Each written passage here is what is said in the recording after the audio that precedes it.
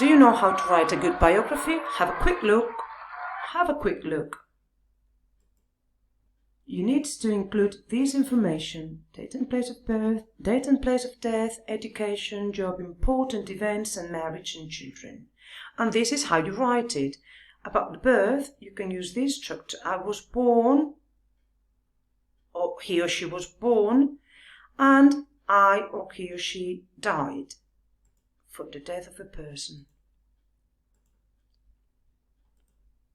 About education, these are three possible structures.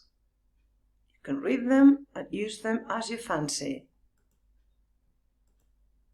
About the job, remember that you can use the verb to be: she was a doctor for 25 years, or she worked as a doctor for 25 years.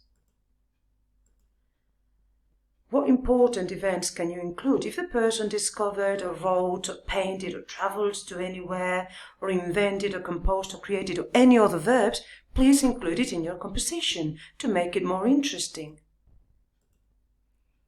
About marriage and children, you can use this structure to say who the person married. For example, I or he or she married Anthony in London in 2007.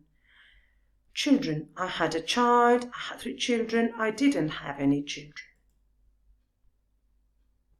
What about connecting your sentences? If you have to connect your sentences, careful.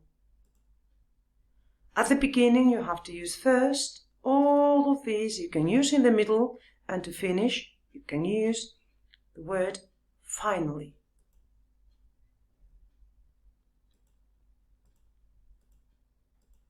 Look at this. Can you see the difference? The difference is that when you're making questions with the verb to be, you have to use this structure. When was he or she born?